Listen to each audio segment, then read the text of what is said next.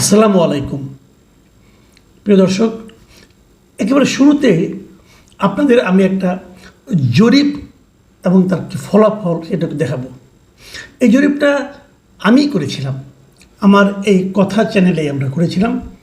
একটু আগের জরিপ, 2 মাস আগের জরিপ, এবং সেই 2 মাস আগের বাস্তবতা কি লিখেছিলাম সেটা আপনারা দেখেন, তাহলে বুঝতে পারবেন 2 মাসে খুব একটা চেঞ্জ হয়েছে কিনা। আমাদের প্রশ্নটা ছিল, দেশের প্রত্যন্ত অঞ্চলে ব্যাপক চাঁদাবাজির অভিযোগ দেখা যাচ্ছে। বলা হচ্ছে চাঁদাবাজি আগের মতোই আছে, কেবল হাত বদল হয়েছে। কারা করছে এইসব অপকর্ম? এই ছিল প্রশ্ন। এই প্রশ্নের উত্তর দিতে যেয়ে ৭৭,০০০ লোক ভোট দিয়েছিল। ৭৭,০০০ কিন্তু একটা বড় ফিগার, বুঝতে পারছেন। এবং সেই প্রচুর মন্তব্য এসেছিল, মন্তব্যগুলো অ্যাভয়েড করছি। ৭৭,০০০ মন্তব্যের মধ্যে আবার ৭৭% উত্তরদাতা বলেছেন এর জন্য দায়ী বিএনপি ও তাদের সমর্থকরা। আর তারপর জামায়াত ও সমর্থকদেরকে দায়ী করেছেন 13%, আওয়ামী লীগ ও তার সমর্থকদের দায়ী করেছেন 6%, এবং 4% বলেছেন তারা বলতে পারবেন না এটার জন্য কে দায়ী। তাহলে মানুষ আসলে কি মনে করছিল আজকের থেকে 2 মাস আগে, যে প্রত্যন্ত অঞ্চলে, গ্রামাঞ্চলে অথবা জেলা শহরগুলোতে যে ব্যাপক চাঁদাবাজি হচ্ছে, তার মূল হোতা হলো বিএনপি কিংবা তার সমর্থকেরা, হয়তো যুবদল অথবা ছাত্রদল। এটা কিন্তু একটা পাবলিক পারসেপশন, মাথায় রাখবেন। আমি কিন্তু নিশ্চিত করে বলতে পারবো না। এমনও হতে পারে যে বিএনপির যারা বিরোধী তারাই বেশি বেশি করে ভোট দিয়ে বিএনপির বিরুদ্ধে বলেছে, সেটাও হতে পারে, আপনি সব ধরে রাখেন। কিন্তু এই পারসেপশনটা আজকে থেকে 2 মাস পরে, মানে এখন যদি আপনি কাউকে জিজ্ঞাসা করেন, এটা কি কমবে? আপনারা আপনাদেরকে প্রশ্ন করুন, অথবা আপনারা আপনাদের আশেপাশে তাকিয়ে দেখুন।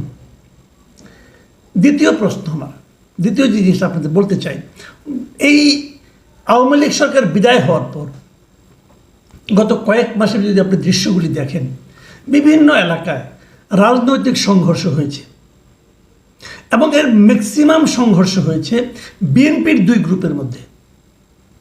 হয় বিএনপির সঙ্গে যুবদলের, যুবদলের সঙ্গে ছাত্রদলের, অথবা ছাত্রদল বনাম ছাত্রদল, যুবদল বনাম যুবদল, অথবা বিএনপি বনাম বিএনপি, কমিটি গঠন নিয়ে, এলাকায় আধিপত্য নিয়ে, নানা রকম, এমনকি টেম্পো স্ট্যান্ডে কে চাঁদা তুলবে সেটা নিয়ে, এগুলো আপনারা জানেন। গত কয়েকদিন, আমি যদি কয়েকদিনের পত্রিকা জাস্ট খেলে একটু আপনাদের হেডলাইনগুলি দেখাই, কয়েকটা দেখাই। দেখেন, প্রথম আলো একটা হেডলাইন, লক্ষ্মীপুরে বিএনপির 2 পক্ষের সংঘর্ষ, নিহত 1, আহত 15। আরেকটা হেডলাইন, বাজার ইজারাকে কেন্দ্র করে ফেনীতে বিএনপির 2 পক্ষের সংঘর্ষ। সিদ্ধিরগঞ্জে আধিপত্যে দ্বন্দ্বে বিএনপি ছাত্রদল সংঘর্ষ, গুলি, আহত 10।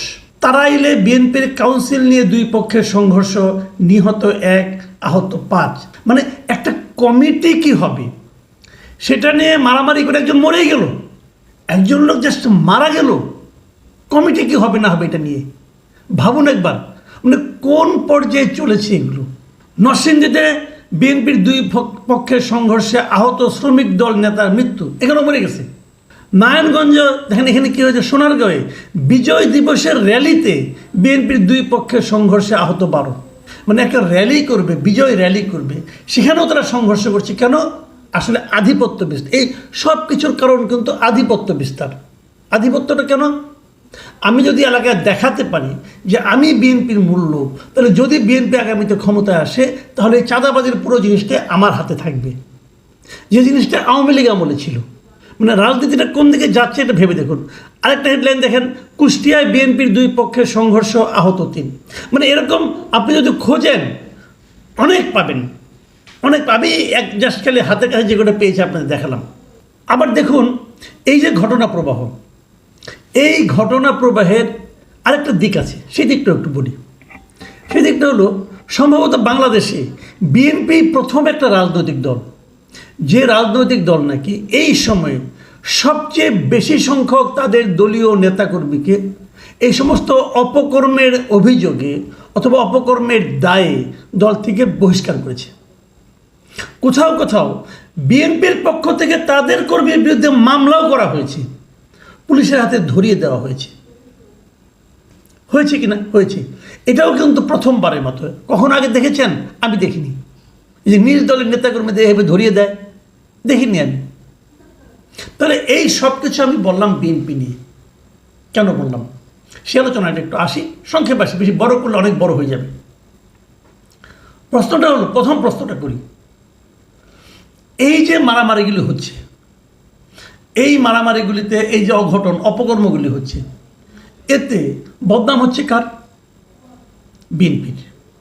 ভাবুন, যদি সামনে নির্বাচনে হয় একটা, সেই নির্বাচনে এই ঘটনাগুলি যদি উপস্থাপিত করা হয়, ক্ষতি হবে কার? বিএনপির। তাহলে বিএনপি কেন নিজের ক্ষতিটা নিজে বুঝতে পারছে না? নাকি বুঝতে পারছে, কিছু করতে পারছে না? যা কিছু করছে তারা, তাতে কি এটা থামানো যাচ্ছে? না, যাচ্ছে না। সেটা হলো মরুভূমিতে এক ফোঁটা পানি ফেলার মতো হচ্ছে, সেই পানি হারিয়ে যাচ্ছে। তাহলে এই যে ঘটনাগুলি ঘটছে, লাভ হচ্ছে কার? এটাই হলো $1,000,000 কোশ্চেন। লাভ হচ্ছে কার? দেখেন, অপরাধ বিজ্ঞানে একটা কথা বলা হয়, যখন কোনো অঘটন ঘটে, ধর একটা হত্যা হলো, একটা বড় ধরনের অন্যায় হলো, একটা ডাকাতি হলো, যা কিছু ঘটলো, যখন এরকম একটা অন্যায় ঘটে, অপরাধ বিজ্ঞানীরা প্রথমে যে কাজটা করেন, প্রথমে তারা যে দেখেন এতে বেনিফিশিয়ারিকে, মানে কার লাভ হচ্ছে, কার সুবিধা হচ্ছে, এবং সেটাই হলো সবচেয়ে ইম্পর্টেন্ট। এখানেও তাই। বলুন তো, লাভটা কার হচ্ছে? লাভটা কার হচ্ছে? বিএনপি তো ধরে নিয়েছে, অনেকে বলে যে না, বিএনপি আগামীতে নিশ্চিন্ত ক্ষমতায় আসবে। আসবে কি নিশ্চিন্ত? আপনারা কীভাবে নিশ্চিন্ত ভাই? আমরা কিন্তু এরকম দেখেছি 91-এ যখন এরশাদের পতন হলো, এরশাদের পতন হওয়ার পর অনেকে নিশ্চিন্ত হয়ে গিয়েছিলেন যে আওয়ামী লীগ ক্ষমতায় আসবে।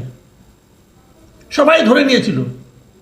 আওয়ামী লীগের সভানেত্রী তৎকালীন শেখ হাসিনা 3 জায়গা থেকে দাঁড়িয়েছিলেন, ঢাকার তেজগাঁও থেকে, আর পুরনো ঢাকা থেকে, আর নিজের বাড়ি টঙ্গিপাড়া থেকে।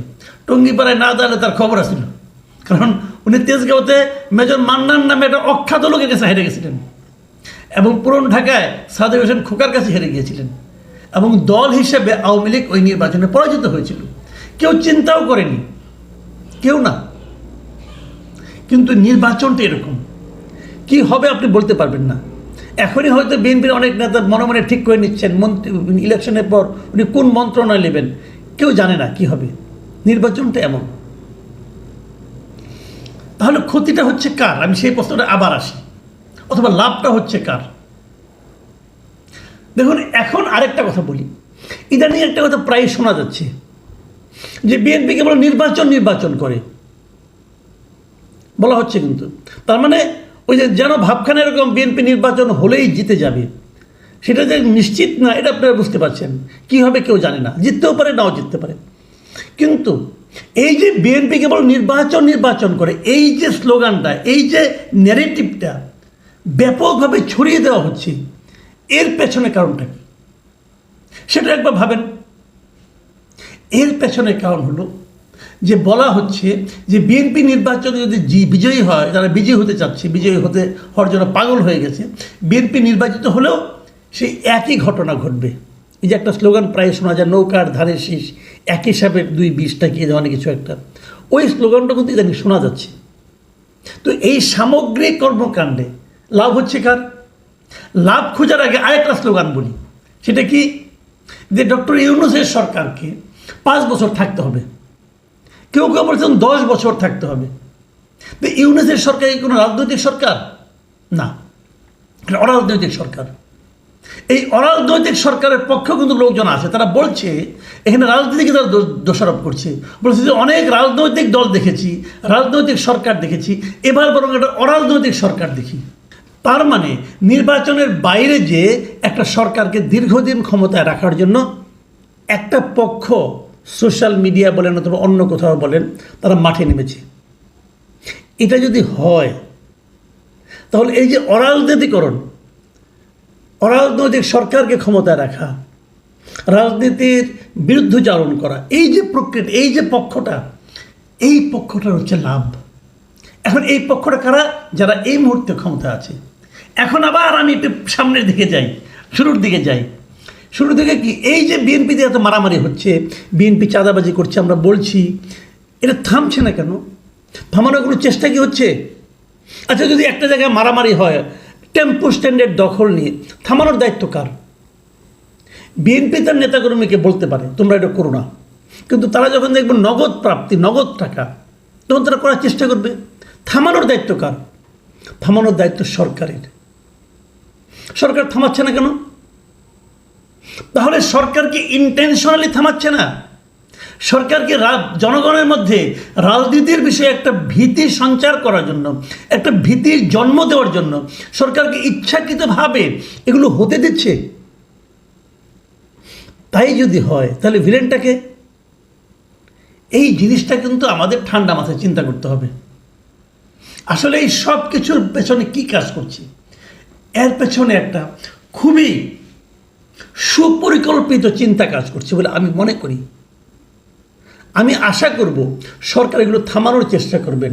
যদি সরকার এগুলো থামানোর জন্য এখন থেকে সতর্ক, যে দলই হোক, আপনার তো দল দেখার দরকার নেই রে ভাই, আপনি সরকারে আছেন, আপনার দায়িত্ব সারা দেশে শান্তি শৃঙ্খলা বজায় রাখা। যদি ঘরে ঘরেও মারামারি হয় সেটাও আপনার দেখার দায়িত্ব।